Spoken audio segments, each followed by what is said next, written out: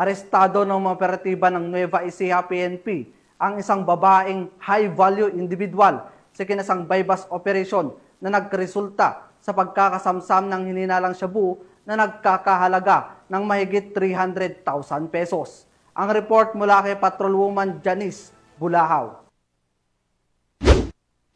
Isang high-value individual ang naaresto sa ikinasang bypass operation ng mga tauhan ng San Antonio Municipal Police Station sa ilalim ng pamumuno ni Police Colonel Heril Dagwit Bruno, Provincial Director ng Nueva Ecija Police Provincial Office sa Barangay San Mariano, San Antonio, Nueva Ecija. Kinilala ang suspect na si alias Marie, 44 taong gulang, may asawa, walang trabaho at residente ng Labni, Barangay Pias, General Tinio, Nueva Ecija. Nasamsam sa operasyon ang 55.75 gramo ng hinihinalang shabu na may tinatayang halagang 379,100 pesos kasama ang 1,000 marked bypass money na ginamit sa transaksyon. Batay sa ulat, ang suspect ay naaresto matapos nitong iabot sa isang undercover operative ang isang sachet ng shabu kapalit ng marked money. Dinala na sa himpilan ng San Antonio MPS ang suspect at ang mga nakumpiskang ebidensya para sa wastong dokumentasyon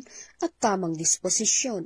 Inihahanda na rin ang kasong paglabag sa Section 5 at 11, Article 2 ng Republic Act 9165 o Comprehensive Dangerous Drugs Act of 2002.